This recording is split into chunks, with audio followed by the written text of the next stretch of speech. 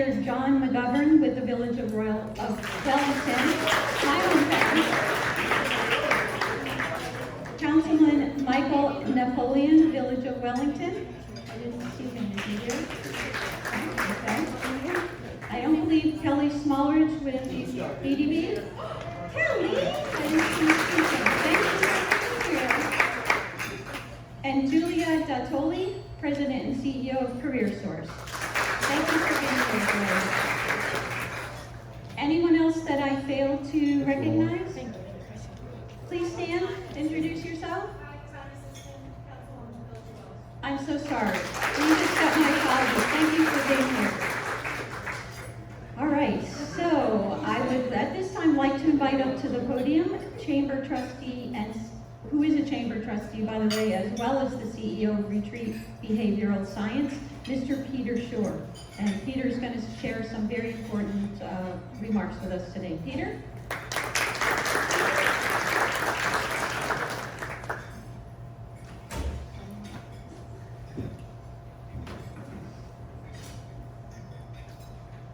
I don't really need a paper for my speech, but this is just for Dave's credentials that I haven't written down. I'd like to thank Mary Lou and the Chamber for, again, I think we were at the last one 18 months ago, hosting an event, a live event, where it's needed that people get to see each other, talk to each other, and not be on Zoom. So this is a great thing. Thank you so much for all you do. We just celebrated our 10-year anniversary 2 weeks ago at Retreat Behavioral Health. In that time span, we've admitted 44,000 people. 44,000 people suffering from the disease of addiction and also from mental health disorders. 10 years ago when we opened, we saw a need to really address the mental health aspect of addiction, because without that, it would just be a vicious cycle and nothing would change. About 5 years, a little over 5 years ago, we opened in Palm Springs, Florida, our inpatient hospital. Our outpatient opened 7 years ago. We are both licensed for mental health and for substance use disorder. We have seen through COVID and the pandemic, obviously, a big spike in usage. And I think everyone has read about last year, 93,000 people died of overdoses. It's just a tragedy what goes on. This year, we expect to have it even higher. And mental health has been pushed to its limits because of what's going on in the world. And places like Retreat, places like Futures, people who are willing to put themselves at risk to make sure that people who need help are what we do. And we appreciate to have a chance to talk about that wherever we go. Fortunately today we have a wonderful keynote speaker who has been cleaning up our industry. Because when we first came down to Florida several years ago, my idea was to be an in-network provider and treat the 21 million people that live in the state of Florida, which is unheard of. It's usually destination treatment, out-of-network, Florida model programs, and we wanted to steer clear of that. And I think we've been successful doing that. We're in network with almost every insurance company. Our patients are mostly from the state of Florida. And it's important that people understand that there are good facilities out there. We get on the news, you talk about Florida model programs and Florida this, Florida that, but there's majority of people that go into this industry are going into it for the right reason. There are people who go in like anything, just to make a quick dollar, and that usually doesn't last long. Well, they're on. Dave and Al's hit this, so. But again, we're very fortunate to have such wonderful partners like the Chamber, and to have wonderful people come and listen to what we have to say. You're going to hear some really poignant things on this panel of experts and talking about mental health, what's going on in not only our industry, what's going on in general throughout the general public. So without further ado, I have the pleasure of first reading Dave's resume. It was originally about 10 pages, and I said I can't read that far. Dave started, as you all know, he's Harvard educated, undergrad and law school, the typical underachiever.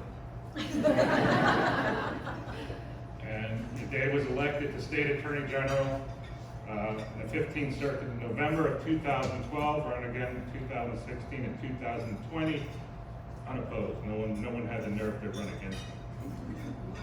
does such a wonderful job. You know, when we came down here, I was a little naive, didn't understand what was going on with the problem with Florida programs, and got an education really quick. And to have someone like Dave Arenberg, who's an advocate for people who really need the help, and that's the patients.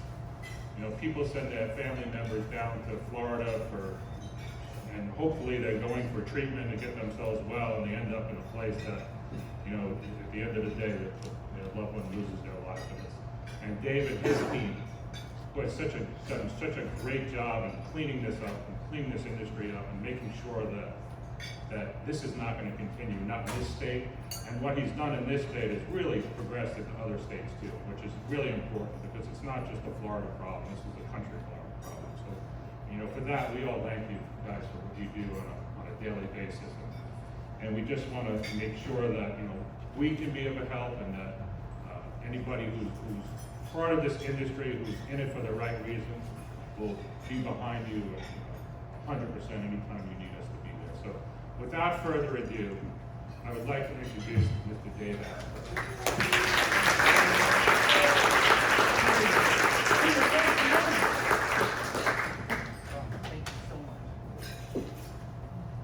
Good afternoon.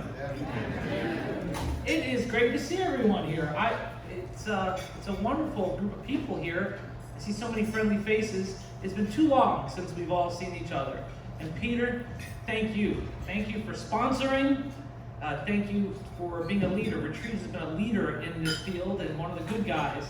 I remember when Jerome Golden closed down, it was Retreat who helped pick up the slack. You did that on your own, and you've expanded your mental health treatment from there. And I just been an admirer of your work, so thank you for what you do. Also, you've got awesome masks. If you haven't tried it, they're very comfortable. And it's okay if I'll take it up since I'm social distancing and fully vaccinated, all right? Lynn, thank you for the introductions and for everything you do. And Mary Lou, you're awesome. This chamber continues to lead the way, and I'm proud to be part of it. And we got Kelly Smallridge, Mickey, great to see you, and Commissioner McKinley, thank you. She is at the forefront. I remember when the state of Florida refused to make it a state of emergency when it comes to the opioid epidemic, and I told her, look, you're a Democratic county commissioner in a reddish state, and Governor Scott is not going to declare a state of emergency. Never doubt Melissa McKinley, because she got the state of emergency declared, and now she's working at the local level to make sure the funds come here locally to deal with COVID, and so she's always out front on these issues. Al Johnson, my Chief Assistant State Attorney who oversees the Sober Homes Task Force, he is here today, and we have a great working relationship. He does all the work, and I get all the credit, so it works out really well. And he's clapping. I mean, you got it made when he claps after all that, but I don't want to leave anyone else out. The only other name I have to mention is Maria from the Hispanic Chamber of Commerce, and she's got her banner up here. Thank you. Gracias por todo. It's awesome. So here we are, and I've got a little presentation about what we're doing on the opioid epidemic and about the Sober Homes Task Force, and then we're going to have a great panel. So let me just give you a little bit of this. Peter Shore.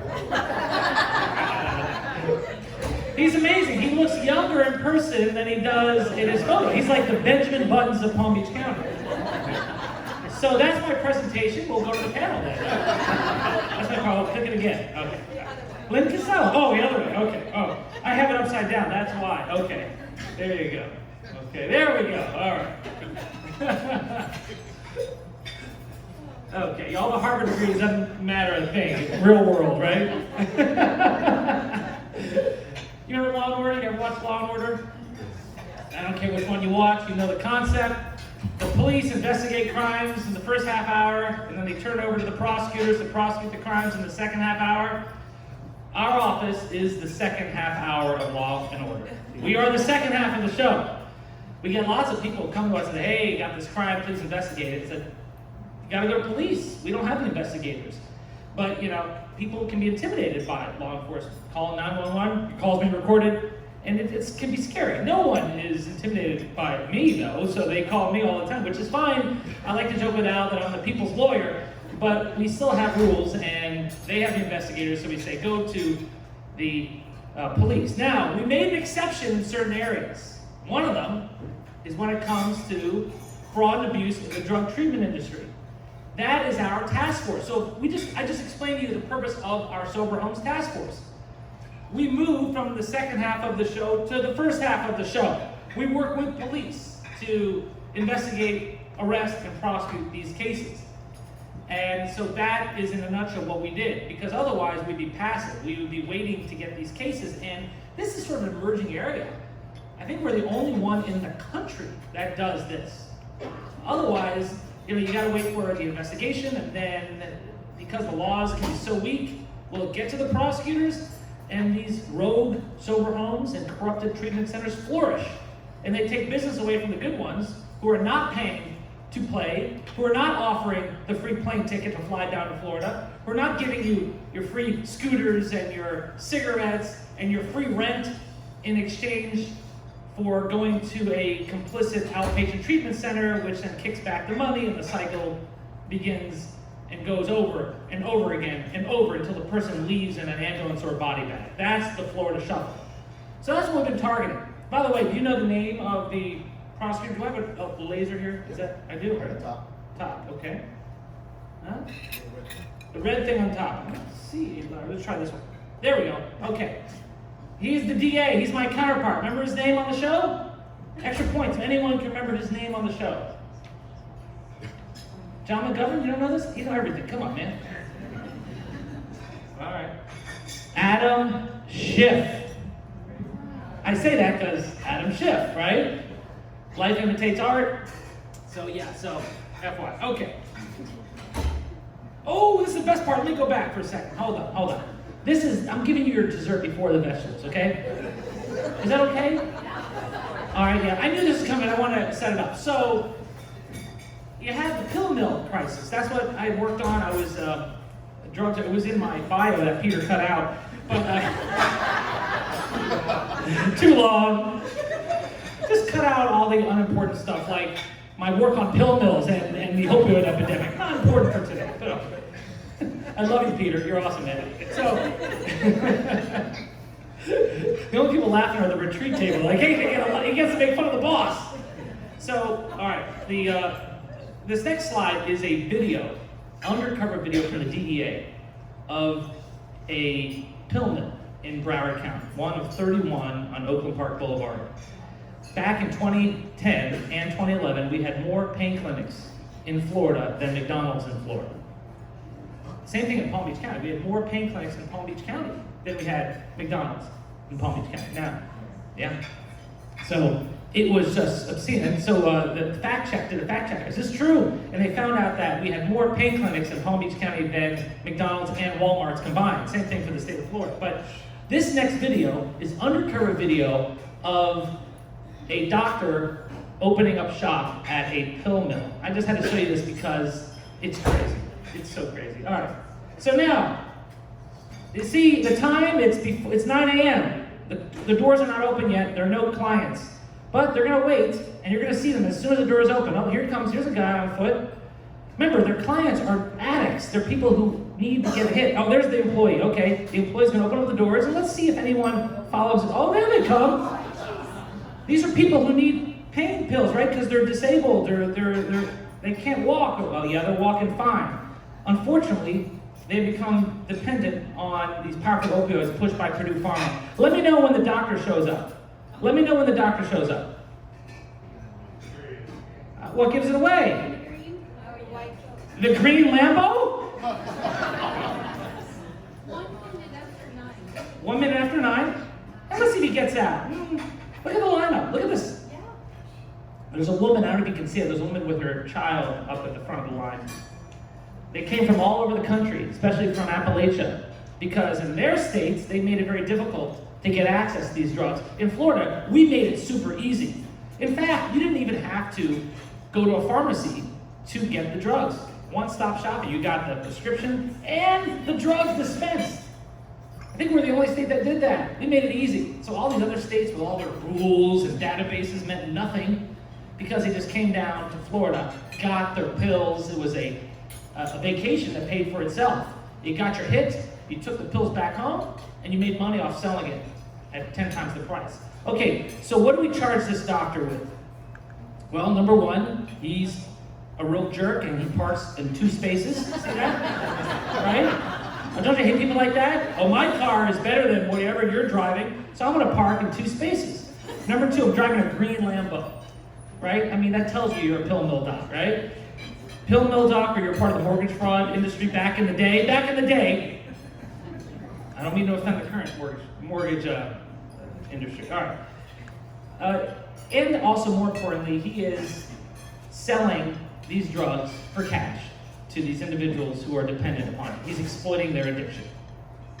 So we have shut down all this stuff. This stuff, but we knew that when the supply of these pills went away, the demand would, and so then the opioid epidemic moved from OxyContin and oxycodone to heroin, and then eventually fentanyl. But what happened is the federal government passed new laws that created a new pot of money to get people healthy, to get them into rehab. And so we had the Florida model of treatment. So all these treatment centers in Delray Beach that were there and doing great things now had all these new people involved who were looking at that pot of gold, the Affordable Care Act, that gave access to behavioral health to everyone up to 26 years old on your parents' policy, and then there's no limitation, yearly or lifetime, on how many times you go through rehab. That's great. It gave millions of people access to rehab. It also led to the unintentional deaths of thousands who were exploited for their insurance policies. The same insurance policies that they thought were a lifesaver to get their child well was the reason for their child's demise. And in Florida, you come down here, you get substance use disorder, you come down, get detox treatment, inpatient treatment, then insurance runs out, you go to outpatient care, PHP, IOP, OP, like IOP stands for intensive outpatient, PHP, partial hospitalization, don't worry about those acronyms. And then insurance runs out, where do you live when you're in outpatient care? You live in a sober home, it's a group house, insurance is not reimbursed, you pay out of your own pocket, it's a house. And hopefully it's a well-run house, a landlord really encourages recovery and sobriety, and then after the insurance runs out from your outpatient care, you're hopefully sober and you go home. That's the Florida model in theory. Unfortunately, in practice, we've seen the Florida shuffle. Everyone's making money here. Kickbacks all over the place. A free plane ticket, the marketer gets a kickback. The detox and inpatient treatment sends kickbacks. Outpatient care, the labs, for testing urine, and the sober home gets a kickback for sending their patients all over the place. And there's only one bubble there that's unprofitable. There's no money in sobriety there. It's hard enough to remain sober as it is, let alone that your sobriety will cost you as a patient your free housing that you received illegally in the sober home, your scooter they gave you illegally, your friends in your co-ed sober home, which is not conducive to recovery, and now you gotta move back to New Hampshire, live with your parents, and find a job. Or you can test dirty again, and the cycle begins anew. And there's no end to that cycle. So you leave a corrupted drug house, a drug recovery place, sober home, and the marketer will drive you to a Motel 6, some shady motel, give you a couple $1,000, go on a bender for the weekend, and then we'll get you back into treatment on Tuesday. They add the Monday in, so you have a 3-day bender. All right. This is an actual marketer. I guess, do you have a sound on this? 3 days. Yeah, this is an actual marketer who is so proud of what he's doing because this wasn't being enforced. This was being ignored. Here's a marketer on Facebook flaunting the honest living he was making. Hey, don't rob, don't steal, do everyone right. You'll get this in about 3 days. Believe that. Believe that. Believe that. Believe that. Yeah, that's what's going on under everyone's noses. And so we formed this task force. I told you about the task force. We brought a civilian side, a law enforcement side together. We even had a grand jury, and they called out Google for its marketing practices. Google used to accept the highest bidder for their keywords. So if you wanted to buy up rehab near me, you did so. And so when someone in Seattle typed rehab near me, it came up with Corrupto Rehab Center of Delray Beach, who now got you a free plane ticket to go to their rehab thousands of miles away. That's changed. Google now vets advertisers when it comes to rehab through a third party. That's because of the grand jury. And since November 2016, we've made 120 arrests and 88 convictions. That's Kenny Chapman to the far right. He's the Pablo Escobar of the drug treatment industry, and he's now serving 27 and a half years in federal prison. If you lived in a sober homes, you got to live rent-free. If you're a woman, you just had to be sex trafficked, forced to have sex with strangers, or if you didn't want to do that, you had to go to Worth Avenue and steal purses, and you tried to leave, the windows and the doors were sealed shut, and your ID and keys were confiscated upon entry. So here's a few more things that I'm wrapping it up. This is another reason why we've had success in Palm Beach County. We can't take all the credit. We had increased availability of Narcan. It's not just in the hands of certain first responders, it's in the hands of the community who are at risk. And the best thing about Narcan is if you screw up and you don't administer it right, it doesn't have any negative repercussions. If you give it to someone who's overdosing on something else, it won't harm them. It's an amazing drug. It's an antidote to an overdose. Also, we have the Addiction Stabilization Unit, the ASU, at JFK Hospital North.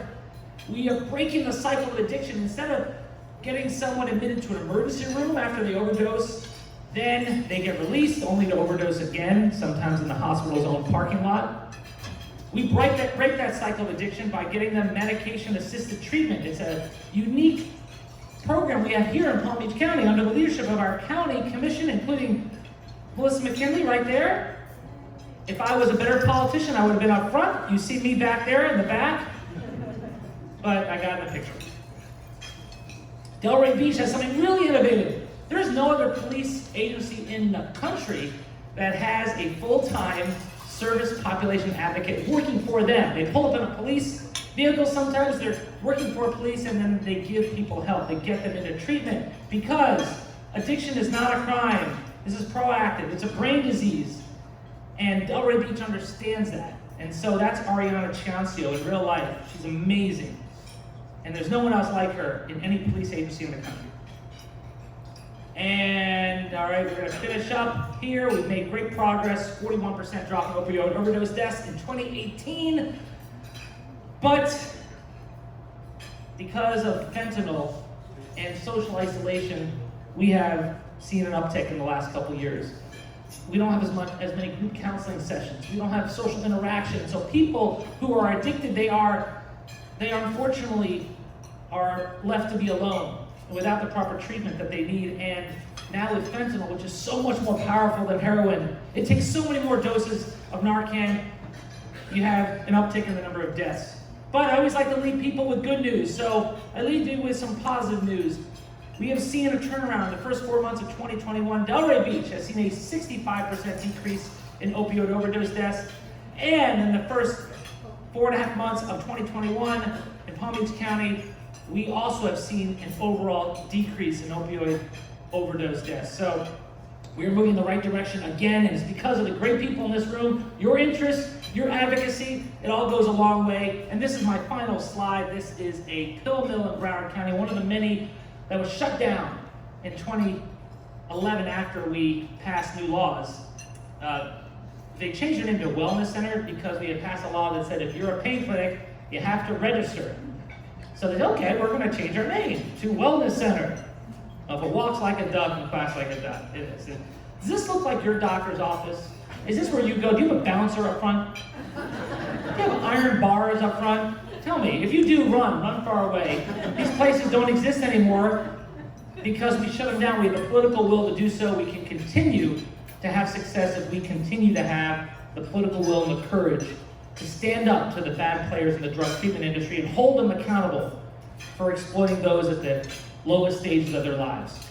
Thank you all so much for having me. And let's do our panel. All right, come on up, panelists. All right. Now, come on up, panelists. Yeah. Dr. Roger? Okay. And I went a little long, I'm sorry, but I'm going to introduce our panelists. All right. You can be seated. Dr. Roger Ayers. Is that Dr. Roger Ayers? Unfortunately, he graduated from Yale. Obviously, couldn't get into Harvard. I'm kidding. I actually got rejected from Yale Law School. I'm the first to admit it, so major respect, Doc. But Harvard has won like 9 of the last 10 football games against Yale in the big game.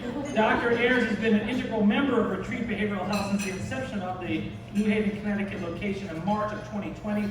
A graduate of the, Saba University School of Medicine? Earning his Doctor of Medicine degree. Following his education, he began to train with the Yale New Haven Hospital in adult psychiatry before joining the New York Presbyterian Weill Cornell Medical Center to specialize in child and adolescent psychiatry. Today, he's currently he's board certified in addiction medicine, in addition to child, adolescent, and adult psychiatry. So welcome, Dr. Ayers. It's great to have you here. Oh yeah,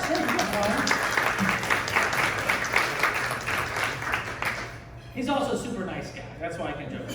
Dr. Tammy Malloy. Dr. Malloy, who I have known from before. We met each other at a CARP luncheon. She received her PhD in social work from Barry University and is a licensed clinical social worker as well as a certified sex addiction therapist. Dr. Malloy has facilitated research for over 10 years and has published in academic journals on addiction, depression, and spirituality, as well as clinical personality pathology and syndromes. Your most recent research, Dr. Tammy, is the area of high-risk sexual behaviors among young adult women, with previous research being in the area of substance use, spirituality, and mental health disorders. Her passion for teaching others while empowering staff and patients to take ownership of improving their quality of life is inspiring. It's great to have you here, Dr. Tammy. And by the way, give a plug. She's currently the executive director for Futures Recovery Healthcare in Tequesta. All right. Yes. Oh yeah. Gotta get that in, right? Very important. Christina Rosenberg. All right, Christina, Vice President of Operations for Harmony Recovery Group, headquartered out of West Palm Beach. Christina currently oversees the clinical operations for Harmony's 9 facilities across 5 states. She has a master's in clinical mental health counseling from FIU and is a licensed mental health counselor in Florida. She has dedicated her career to providing trauma-informed therapeutic services to adolescents and adults with mental health and substance use disorders. Welcome, Christina. All right. I was joking with her. You don't get too many Christina Rosenbergs. That's a married name, right? Okay. All right. Good enough. All right. Christina, actually, let's start with Dr. Tammy on this one. What are some services that employers should have in place to assist their employees and their families? Dr. Tammy? Well, Christina's going to talk a little bit about wellness. And since people in the room here have different types of businesses and work for different organizations and facilities, some of you may be familiar with employee assistance programs, which are really, really crucial, especially if we have someone struggling with mental health disorders or substance use, that we can refer to an EAP, that way they can get some therapy involved and get them some assistance. Also, I think that educational information is super important on mental health and on substance use, as well as having really strong policies and procedures in place at places of business, and open door policies. I think that's important. When I'm at work at Futures, I have my door open all the time. And you never know what's going on with somebody. You don't. We try and connect. I know that I'm all about building relationships, but people aren't always willing to talk to you. And also they're looking to see who's around and who knows. And working with a lot of families, one of the first things they say when speaking about a loved one that's struggling with mental illness or substance use is that no one at my work knows. They don't know what I'm going through. So I think it's really important to have that open door, and then cultivating and fostering peer support. Wherever you're at in your organization or at your place of business, I think is also helpful. Thank you.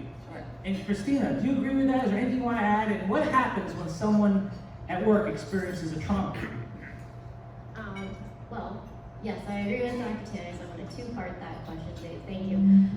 I think that the workplace is responsible for preventative mental health care.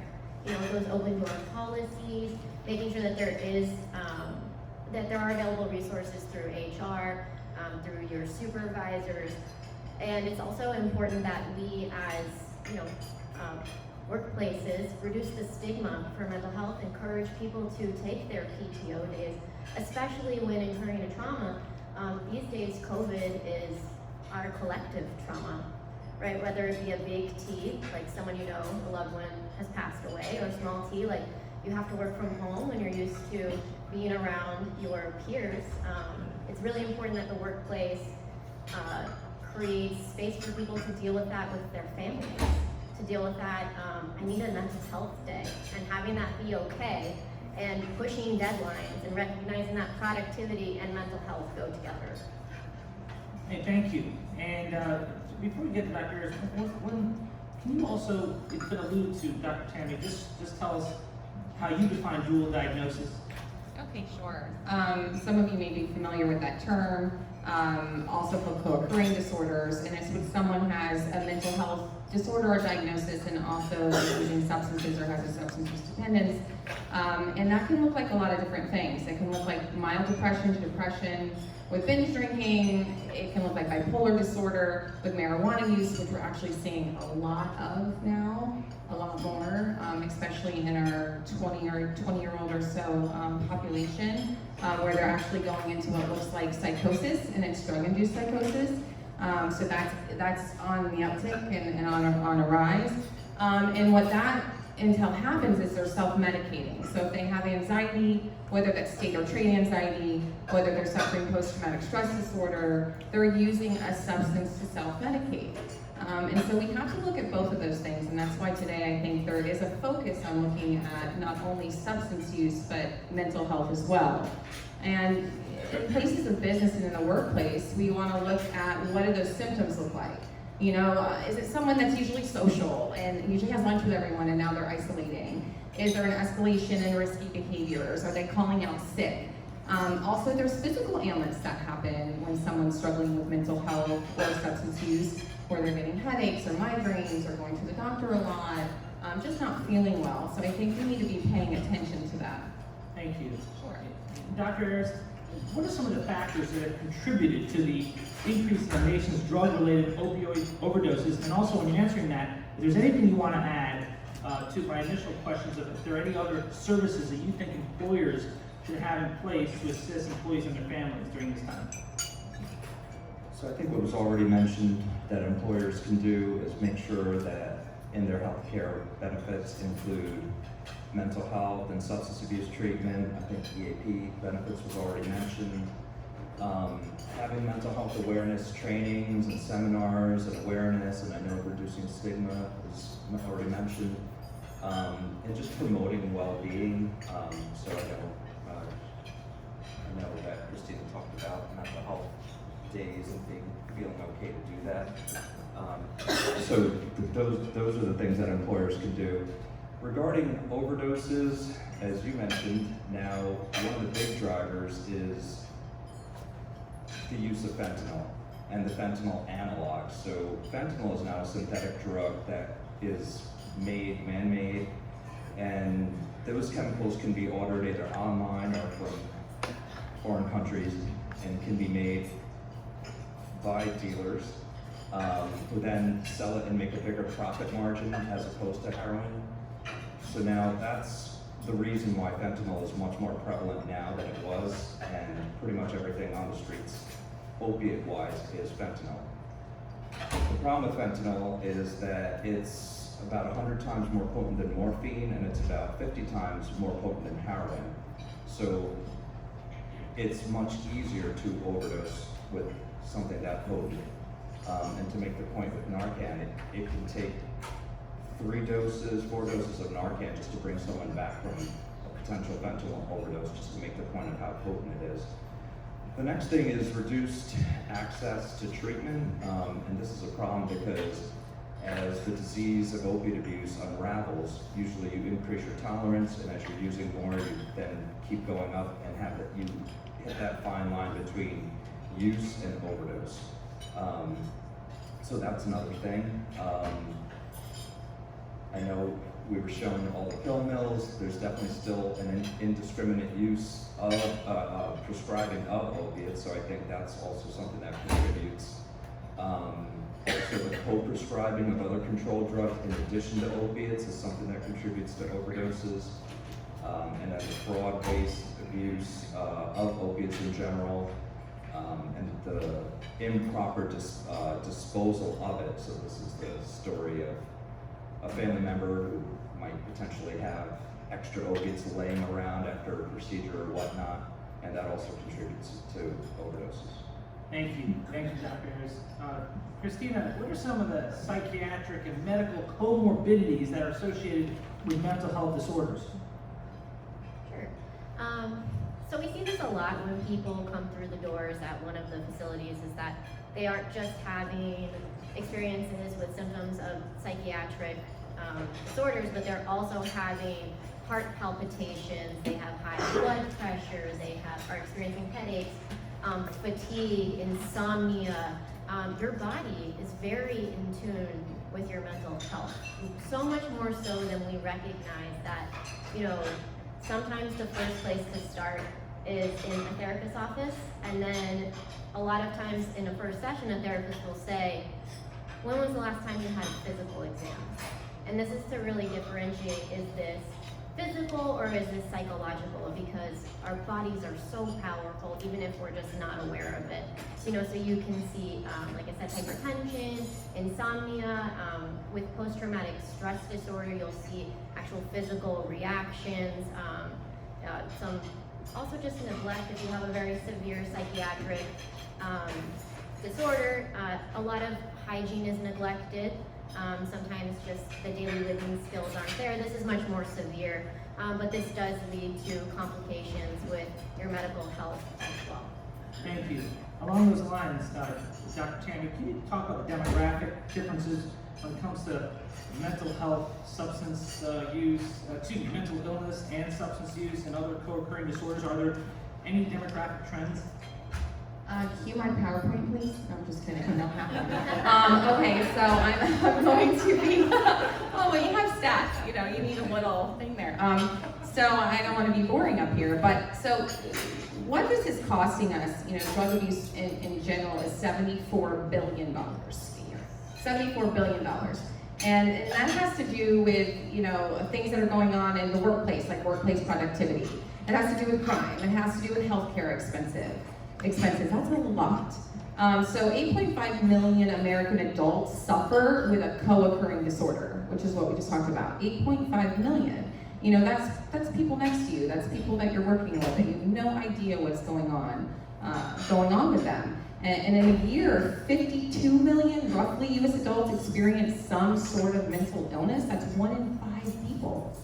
I mean, that's a lot of people, and especially now what's going on with COVID, and a lot of people relying on social activities and experiences that are now isolating, and depression is becoming more prevalent, anxiety, panic disorder is becoming more prevalent.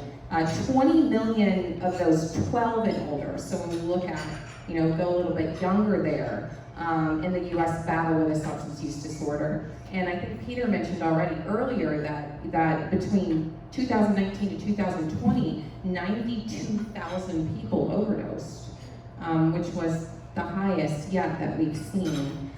So I think that when we're looking at, again, just taking it back to the workplace and organizations, is that if we're paying attention, if we're looking at prevention, then the Baker Acts, the hospital stays, all of those things are going to be less and less, which is going to impact healthcare premiums and all of that. If they're utilizing outpatient therapy, and someone's just saying, hey, I've noticed a change. You're seeming a little stressed, you seem tired, you seem anxious. It's all of our responsibility to do that. Thank you, Dr. Tammy.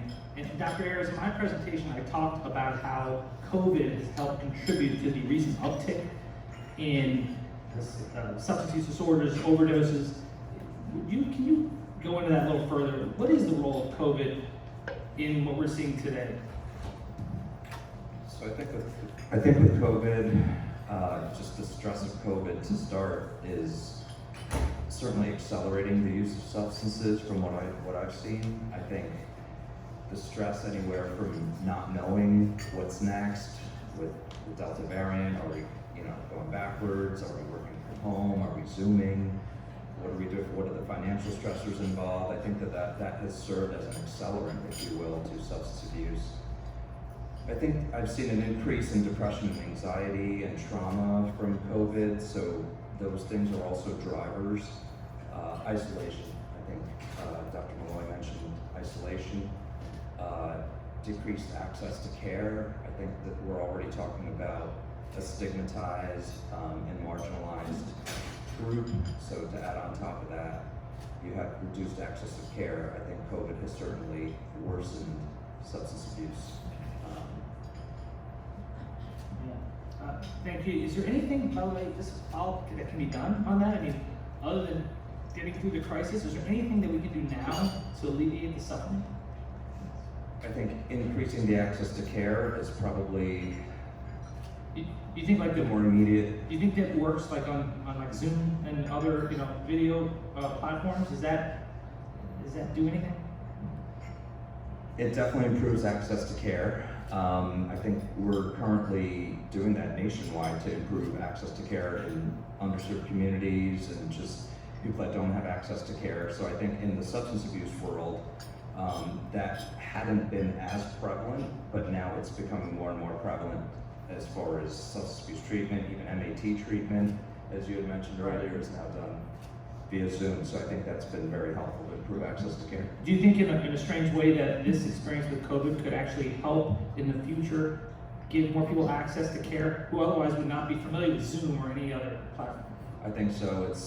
The feedback I've gotten is that many patients are comfortable with that delivery of care. They like it. So I personally don't see it going away once COVID is better controlled.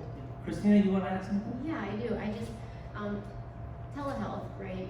Telepsychiatry, telecounseling has really brought access during the pandemic. I'm sure if there are other counselors in the room, you had to move towards that modality. I was speaking with Tammy earlier, who is doing EMDR in a virtual setting. So there are a lot of ways for this to work, but right now, insurance coverage has stopped for a lot of the telehealth services.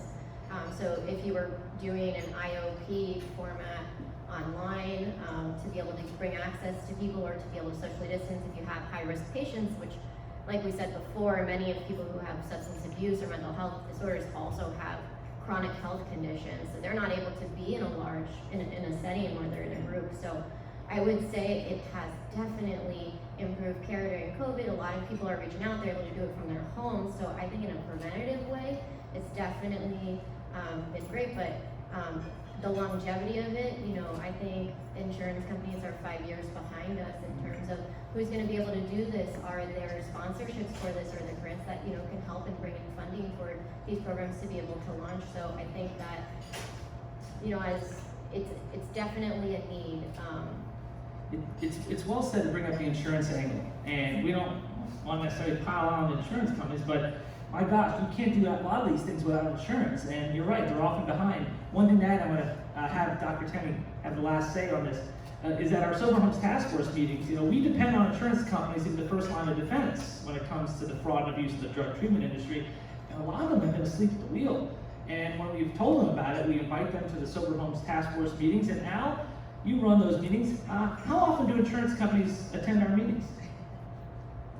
In the last 5 years? Last 5 years, yeah. I mean, so some of them have come to. At first, we had a few show up, and then they didn't return. I do have some relationships with a few. The problem with insurance companies is they're local. There's no national. It's every state has its own money. Just have we ever had an insurance company come more than once to one of our meetings? No. No. Okay. They come once, they come for the free food, and then they never come back again. The only thing is, there is no free food, which is why they don't come back again. It didn't work. All right. Last word on this, Dr. Tammy. Yeah, So, you know, residential mental health, and those of you that are working in that space, we're on a waiting list in our residential mental health program. And to me, it makes sense to be able to offer some type of virtual service, like, you know, a PHP, IOP, or OP for those that can't get in. There's just not enough. And so it's kind of, I don't understand that piece of it. And also insurance companies want them to not be able to make it at outpatient or IOP before they'll even allow them to go into residential mental health or substance use programs. So it's kind of backwards. What do you mean by that? They don't allow them to make it?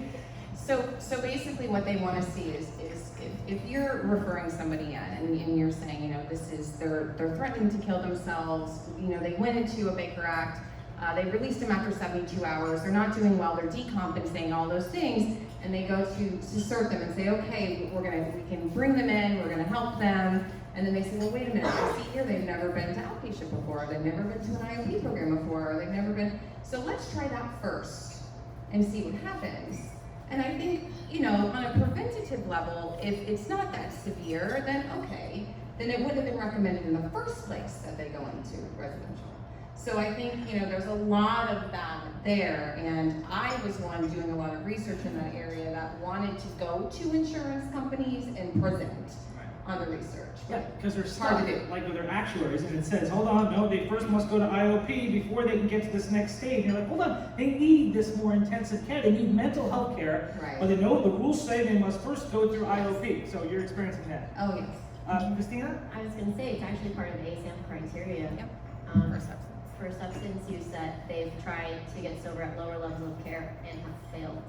Oh, so it's not just, all right, so it's not just the insurance company actuaries, it's ASM. It's a systematic, if we're gonna be honest, it's a systematic. Bridges, Yeah. yes. Yeah, I think when insurance, when the term least restrictive environment is used, I think sometimes there's a misapplication of that term, and it's kind of misappropriated in the way that they want it to be used, and I think that Absolutely. winds up driving what Yeah. we're talking about. So least restrictive in the eyes of the insurance companies means you have to first go through all the steps, regardless of the individual's unique needs, right? So they're using that phrase to cover themselves, to say, hey, this step is probably less expensive, this is what we're used to reimbursing, so it's all about money? Can you say that, Doc, or do I have to say it? I agree with you. I'll Oh. say it. Absolutely, yeah, I was gonna say, like, the least expensive option. I mean, they are a business as well, but we are in the business of getting well, and it's hard to do without the support of the insurance companies. Absolutely. Great. Well, I want to thank our amazing panel. Christina, Dr. Candy, Dr. Roger, you guys are awesome. And let's bring back Mary Lou. And we are on time.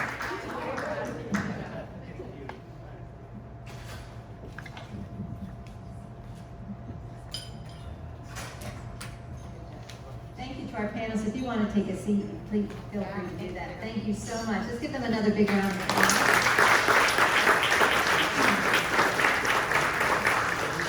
And our wonderful moderator, State Attorney Dave Ehrenberg. Good job.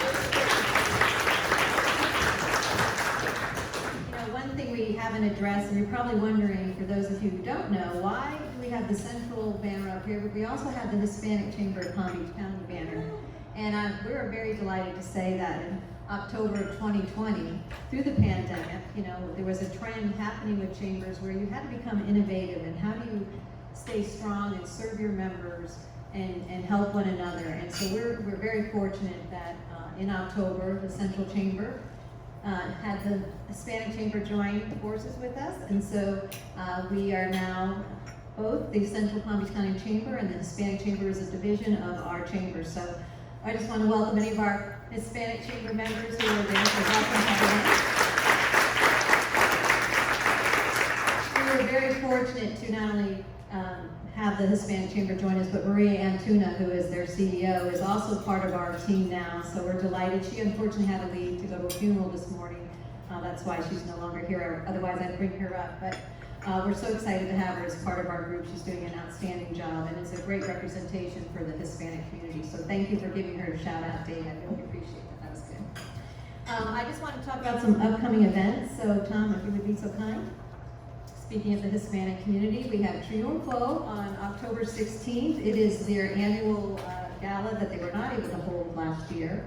And this is a very important event. It's an opportunity to raise scholarship money for the, I want to make sure I get this correct, for the Luciano Martinez Scholarship Fund. And this basically, we award scholarships to Hispanic seniors in high school who probably would not have the opportunity to go to school if they didn't have this financial support. So we're very excited about that. That's going to be on October 16th, and it's going to be here at the Marriott. So if you want to go online and support that, please do. And then our annual Farm City Luncheon. How many of you have been to Farm City that are in the audience? All right, so you know. This is our opportunity to highlight the agricultural industry in the county, which you all know is billions of dollars in economic drives for our area. So we hope that you will join us again at the South Florida Fairgrounds. I know Teresa's out there representing the South Florida Fairgrounds today, so that is going to be on November 17th. And finally, for the first time last year in 37 years, we were not able to hold this event, but we have the annual holiday parade that will be happening on December 12th. And matter of fact, State Attorney Day there, and Bert always is featured in that, and his dog Cookie, so you'll have to come out. And Wellington Regional Medical Center, one of our board members, and they are our presenting sponsors. So we're thrilled about that and look forward to seeing you all at that event. And I just want to say, I can't tell you how exciting it is to have you all here.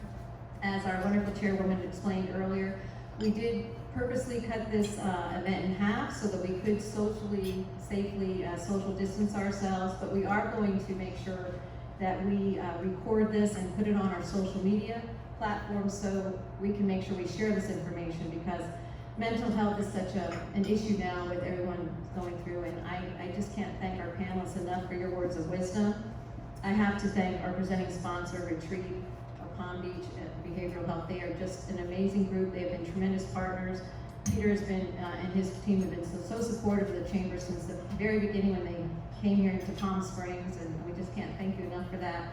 And I want to thank Futures and Wellington Regional Medical Center, also our community partners, and all of you for coming today. Thank you so much, and we hope we'll see you at our